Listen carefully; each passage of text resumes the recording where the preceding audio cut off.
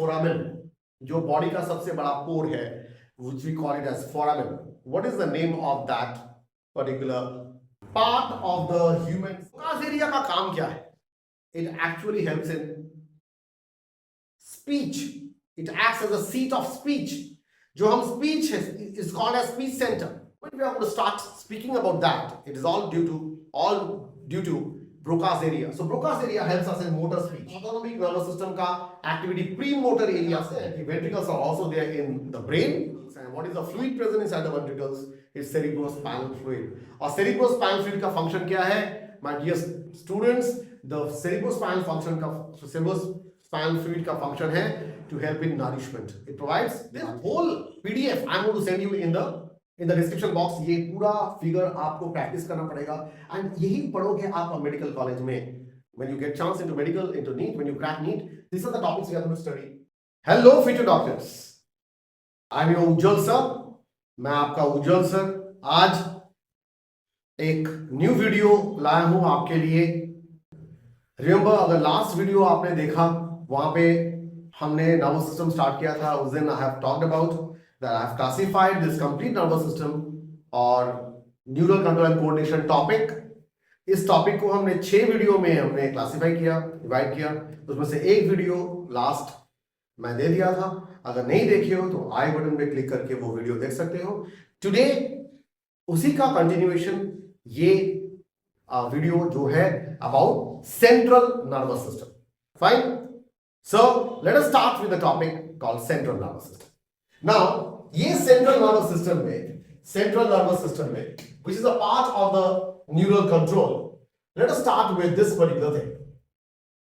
Central nervous system मतलब क्या है? Central nervous system मतलब central part of the nervous system. Central part of the nervous system. हम जानते हैं कि the earlier video, थोड़ा सा अगर wrap up कर ले, earlier video में क्या था? हम देखे थे कि total nervous system classified into two. One is central nervous system and the one is what is that? It is not peripheral. What is it? The other nervous system was what?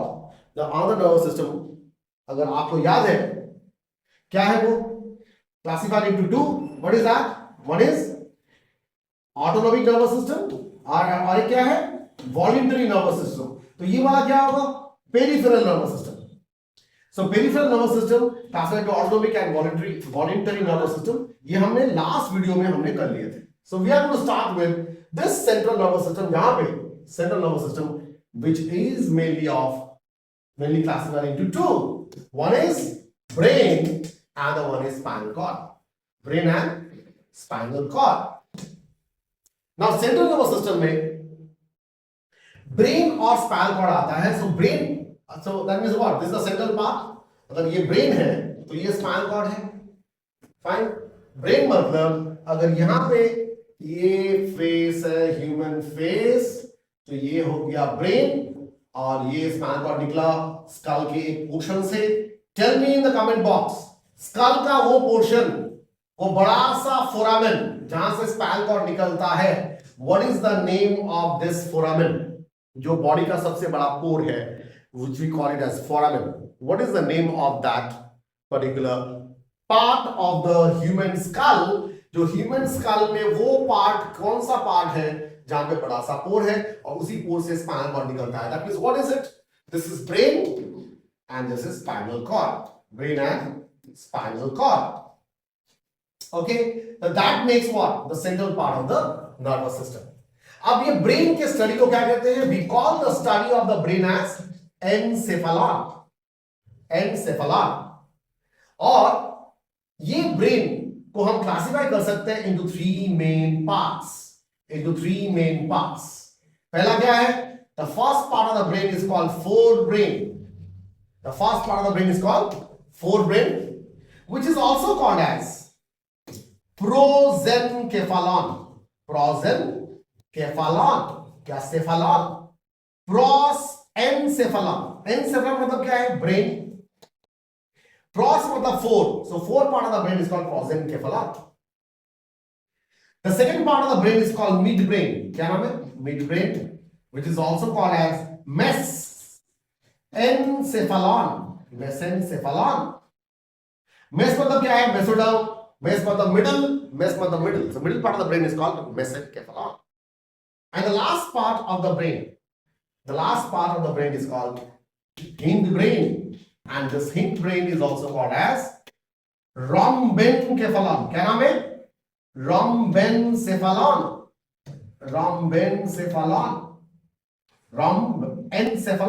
The hindbrain. Now, ये था rough idea. So forebrain के बारे में हम different video में देखेंगे. Today we are going to talk about the other part of the brain activities. Forebrain एक बड़ा सा पोर्शन है जहां पे हम पढ़ेंगे about forebrain में क्या है, what is present inside forebrain. अगर ब्रेन को क्लासिफाई करके देखें तो forebrain में क्या है, midbrain में क्या है and hindbrain में क्या है. So just get into the little bit of details of forebrain in this topic, क्योंकि यहाँ पे हम completely forebrain में नहीं जाएंगे आज के वीडियो में. ये नेक्स्ट वीडियो रहेगा completely about forebrain. What is it? Prosencephalon. इसमें दो पार्ट है. One is cerebrum और एक क्या है? Diencephalon. Okay? ये forebrain का पार्ट है. Now think about it. Cerebrum इसका और एक नाम है telencephalon. क्या नाम है? telencephalon. क्योंकि ये टेल एंड में रहता है. से फॉर एग्जाम्पल अगर हम क्लासिफाई करें ब्रेन को इस तरह से, कभी शायद ऐसा आपने सोचा नहीं है. ये क्या है? Spinal cord. ये क्या है? Spinal cord. हम सिर्फ कुछ देर के लिए इसको हम सोचें ये बैलून है, और इस बैलून को अगर हम यहां से इन्फ्लेट करेंगे, अगर यहां से हवा देंगे, तो ये बैलून ऐसे 3 लोब बना रहा है. It's making 3 lobes. Say for example, it is making 3 lobes like this. Fine. What is this lobe called? ये एकदम सामने की तरफ है. इस स्पाइनल कॉर्ड नीचे की तरफ है, तो यहां से हवा देंगे तो ये यहां पे फूल जाएगा. तो ये अंदर वाला एकदम फ्रंट वाला क्या नाम है? ये prosencephalon है. This is the fourth part of the brain. Prosencephalon. तो डेफिनेटली ये क्या होगा?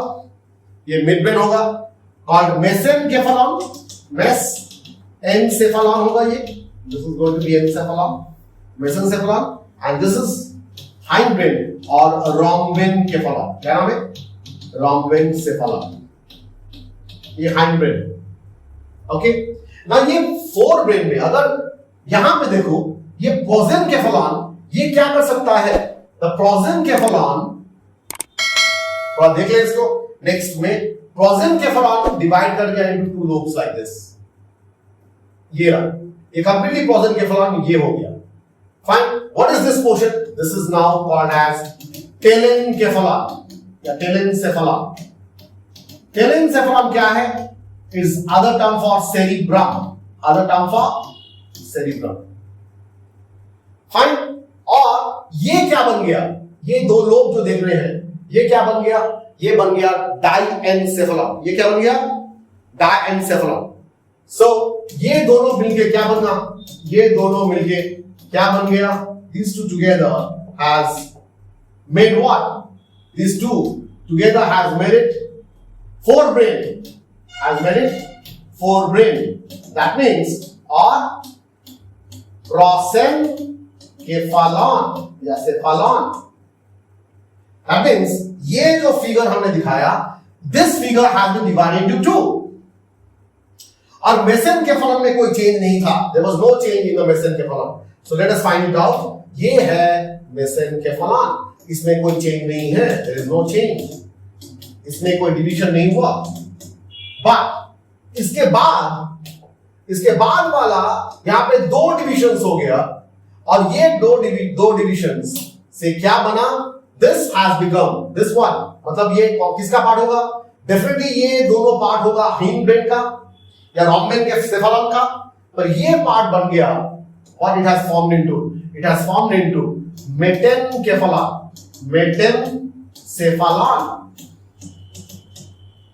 hindbrain में यहां पे क्या दिखाया था? एक ही लोब. ये बन गया 2 into 2 mesencephalon, which is mainly called as pons and cerebellum. Pons and cerebellum together makes metencephalon और metencephalon. Metencephalon. और ये लास्ट वाला, this has become myelencephalon. This has become myelencephalon, which is nothing but क्या होगा ये? Medulla oblongata. Medulla oblongata. This makes the brain parts. See, ये complete brain का part हो गया. यहां से लेकर यहां तक कंप्लीटली ब्रेन है. And the last part is from this to this has become spinal cord. और ये दोनों मिलकर क्या बन गया? आज का टॉपिक क्या है? Central nervous system. Central nervous system. Clear? So that is the basic idea about this. Now हम किसी के भी फंक्शन में आज नहीं जाएंगे. we are going to make new videos on forebrain completely. midbrain और hindbrain के बारे में दूसरा एक वीडियो हम बनाएंगे. Fine. So let us first consider about the brain part. और ये ब्रेन पार्ट में हमें क्या जानना है? ये figure. My dear friends, my dear students, understand this whole PDF I am going to send you in the description box. ये पूरा फिगर आपको प्रैक्टिस करना पड़ेगा एंड यही पढ़ोगे आप मेडिकल कॉलेज में.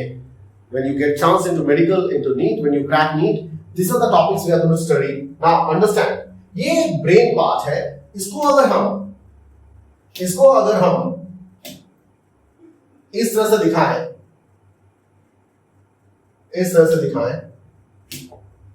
ये आंख किस तरफ है? देखो ये मेडुला ऑब्लोंगाटा है. This is what? This is, see, this is the part. This is the spinal cord. ये क्या है? Spinal cord. मतलब फेस किस तरफ है? अगर इसको दिखाएं, the face is present over here. This is the nose. This is the nose. ये nose कैसा बन गया बाबू? अरे nose कैसा बन रहा है? ये nose बन गया. तो ये आंख इस तरफ है. Eyes over here. Fine. This is your eyes. So ये brain का पोर्शन इस तरफ है. That means ये frontal part है. This is the frontal part. So ये frontal part. अब देखो यहाँ पे क्या क्या पोर्शंस है. This is frontal lobe of the brain. ये frontal part, remember skull में, in skull में bones के नाम अगर याद है आपको, if you have seen my videos on locomotion and movement, in the skull portion we have talked about there are 8 number of skull. The पहला portion क्या है? frontal. So frontal brain में क्या होगा? वो frontal lobe होगा. Next portion was what? Temporal. 2 bone है temporal में हमारे स्कल में. टेम्पोरल देखो यहां पे टेम्पोरल लोब, ये टेम्पोरल लोब है. और third parietal lobe, parietal bone 2 होते हैं.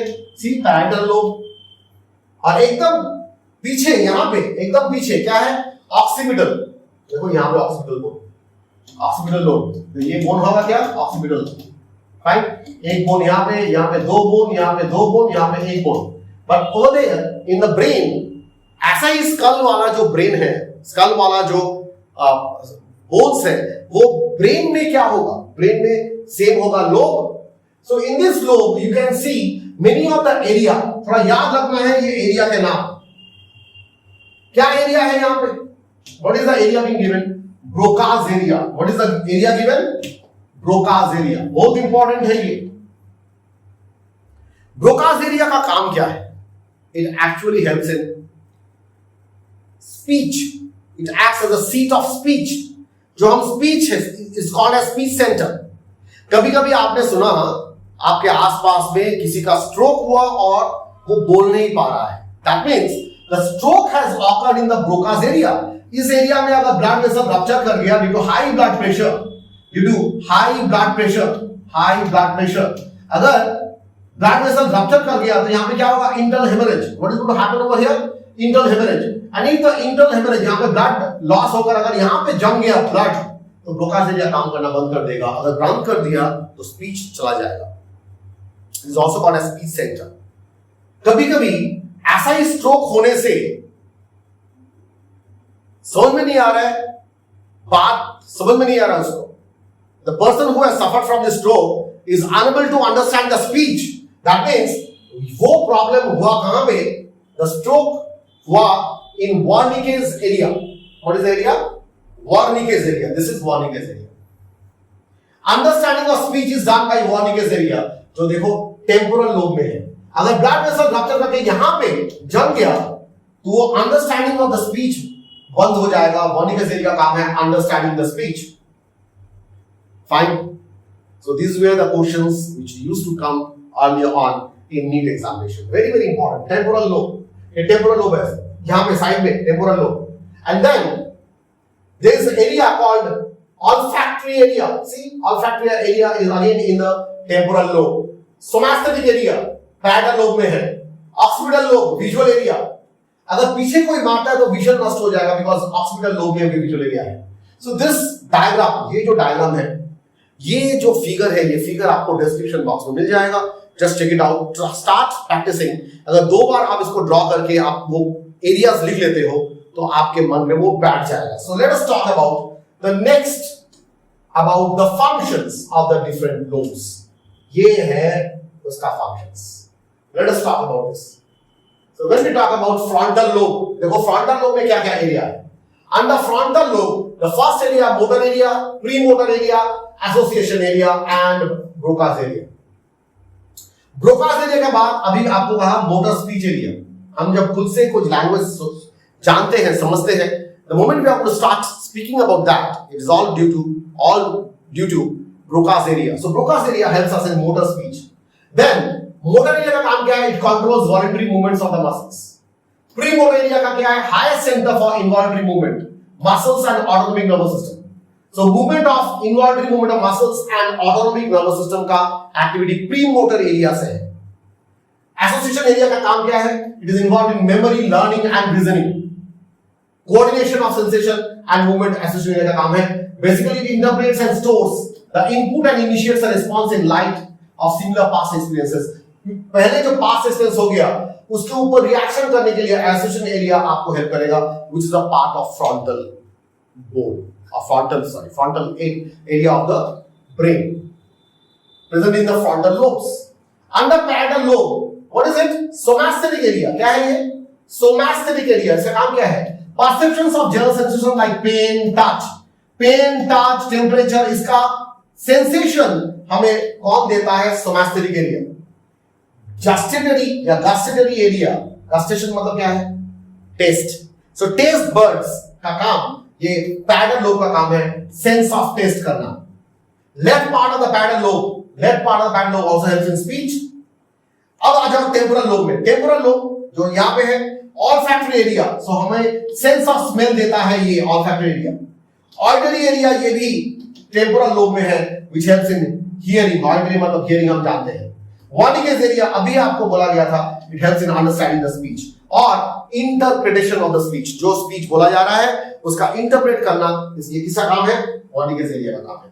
Occipital lobe, इसका काम क्या है? Visual area। एक ही एरिया जो sensation of light देता है वो occipital lobe में है। Just now we have seen this. Again if we come back to this, ये है occipital lobe, इसका काम क्या है? Visual area. Fine, वो देखो somaesthetic area जो general sensation, pain, touch, ये सब information के देते हैं। Fine, यहाँ पे एक lateral fissure है, यहाँ पे एक lateral fissure है, देखो ये किसके बीच में? यहाँ पे एक lateral fissure है, ये ना fissure, और इस fissure को क्या कहते हैं? Rolandic fissure. क्या कहते हैं? प्रोलैंडिक फिशर या fissure of Rolando, fissure of Rolando. ये इंपॉर्टेंट है, आप पढ़ोगे मेडिकल कॉलेज में जाकर। Again it is not that important right now but it is going to be important later. So ये था about the different part of the brain, और brain में एरियाज, लोब से क्वेश्चंस। फाइन, जो lobe क्या क्या फंक्शंस करते हैं। Let us get into the next topic which is called ventricle of the brain. Ventricles of the brain. देखो हम जानते हैं सर्कुलेटरी सिस्टम में हमने पढ़ लिया about ventricles, under circulatory system we have studied about ventricles, but हम क्या जानते हैं कि ventricles are also there in the brain, और ये वेंट्रिकल्स में क्या कौन सा फ्लूइड है जो फ्लूइड वेंट्रिकल्स में पास करते हैं, रहते हैं, and that is called cerebrospinal fluid. क्या नाम है? cerebrospinal fluid. Fine. इसके बारे में थोड़ा बात करेंगे. First get into this. cerebrospinal fluid मतलब अगर ब्रेन और स्पाइनल कॉर्ड दोनों सेंट्रल नर्वस सिस्टम का पार्ट है, so एकदम बाहर कौन है? एकदम बाहर स्कल है. एकदम बाहर क्या है? स्कल. और ब्रेन और स्कल के बीच में there is a layer called meninges. We will talk about this now. meninges के बारे में बात करेंगे ये क्योंकि ये बुक में है. अदरवाइज cerebrospinal fluid जो फ्लूइड ब्रेन में पास करता है, देखो यहां पे ये ब्रेन अभी जो आपको दिखाया गया था बैलून, याद है? ये था सेंट्रल नर्वस सिस्टम. तो ये क्या है? Spinal cord. This is spinal cord. कहां से स्टार्ट हो रहा है स्पाइनल कॉर्ड? मिडल ऑफ लंगड़ा के बाद से स्टार्ट हो रहा है. तो ये मिडल ऑफ लंगड़ा है, ये डायनसेफेलॉन है. रिमेंबर यहां पे क्या था? टेलेनकेफेलॉन एंड डायनकेफेलॉन. ये डायनकेफेलॉन है. तो ये कौन सा पार्ट है? ये है टेलेनकेफेलॉन. टेलेनकेफेलॉन मतलब क्या है? Telencephalon means brain. Which part of the brain? Cerebrum. तो ये कंप्लीट सेरिब्रम में देखो दो लैटरल वेंट्रिकल्स है और दो lateral ventricles is joining with the third ventricle. ये थर्ड वेंट्रिकल है. तो दो lateral ventricle 1 and 2 they are joining with the third ventricle. By a particular fissure, by a particular foramen, and this foramen is called foramen of Monro. This foramen is called foramen of Monro. This foramen is called foramen of Monro. So क्या है ये foramen of Monro? मतलब first and second ventricle they are connected with the third ventricle. ये third ventricle से connect कर रहा है first and second. ये दो lateral ventricles है and it is connected by foramen of Monro. Foramen of Monro. M-O-N-R-O-E. Foramen of Monro. This is foramen of Monro. And then third ventricle is joining with the fourth ventricle with another foramen, and this foramen is called foramen of Iter. So third ventricle fourth ventricle के साथ join कर रहा है by another ventricle over here called foramen of Iter. Foramen of Iter, which is also called as aqueduct of Sylvius. क्या नाम है? Aqueduct of Sylvius. So that is very, very important. उसके बाद क्या हो रहा है यहाँ पे? Spinal cord. देखो मिडल ऑफ लंगड़ा के बाद it is connected with the spinal cord. So ये वेंट्रिकल्स हैं जो वेंट्रिकल्स हम हार्ट में पढ़े थे. यहाँ पे डिफरेंट वेंट्रिकल्स हैं. What is the fluid present inside the ventricles? Is cerebrospinal fluid. और cerebrospinal fluid का फंक्शन क्या है? My dear students, the cerebrospinal fluid का फंक्शन है to help in nourishment. It provides nourishment. Is this clear? Any issues with this? So ये information आपके NCERT में नहीं है, but it's very, very, very important. Let us get back to the particular idea that I was giving it to you. Yes. इसके बाद जो है ये अगर skull है, what is it? It's a skull. Fine. जोर से आपको लग गया. Somebody hammered you on your brain, on your skull. तो पहला कौन सेव करेगा? ये स्कल सेव करेगा. So it's the first line of defence. आपके ब्रेन में इंफॉर्मेशन, ब्रेन में ये प्रेशर नहीं जाएगा. The skull, study of skull is called craniology. क्या कहते हैं? क्रैनियोलॉजी. ये टर्म कहां से आया? This term has come from cranium और ब्रेन बॉक्स. अगर ये स्कल है, देन कम्स योर ब्रेन. पर ब्रेन में ये क्या है? These are gyri and sulci. पर ये गायली एंड साल्सी, फाइन, ये ग्रे मैटर है. This is grey matter and ये व्हाइट मैटर है. ये क्या है? White matter. Grey matter and white matter. That means we are talking about what? ये किसके बारे में बात कर रहे हैं हम ब्रेन के बारे में बात कर रहे हैं. मेनली किसके बारे में? The largest part of the brain is cerebrum और टेलेनकेफेलॉन. Okay, cerebrum. पर इन दोनों के बीच में what is present is this second layer. ये जो स्ट्राइक हुआ यहां पे, किसी भी तरह लग गया, ये skull first line of defence है. उसके बाद जो डिफेंस है उसका नाम क्या है? मेनिंजेस. और ये आपके बुक में दिया गया है. Meninges second covering of the brain. और ये मेनिंजेस यहां पे, ये जो मैंने एक स्ट्रक्चर दिखाया, ये स्ट्रक्चर असल में 3 स्ट्रक्चर है. There are 3 particular layers present. Fine. If this is the skull, if this is the skull, अगर ये स्कल है, ये तीनों मिलकर क्या बना? तीनों मिलकर मेनिंगस बना. Now the first part from outward to inward is called DAP. So how do you remember? DAP. DAP called DAP. D for क्या है? D for dura mater. D for dura mater. A for arachnoid and P for pia mater. P for pia mater. अब dura mater और arachnoid के बीच में जो gap है, this is called subdural space. Subdural space. And arachnoid और pia mater के बीच में जो गैप है, it is called subarachnoid space. Subarachnoid space. And see, यहां पे जो फ्लूइड है, इन दोनों सबड्यूरल स्पेस और subarachnoid स्पेस में जो फ्लूइड है, what is the name of the fluid? It's called cerebrospinal fluid. ये cerebrospinal fluid, तो ये cerebrospinal fluid बनता कितना है? Per day 20 milliliter per day is the amount of cerebrospinal fluid which is being made from. कहां से? कौन सा स्ट्रक्चर? आपके एनसीईआरटी में आप एक टर्म मिलेगा आपको, anterior and posterior choroid plexus.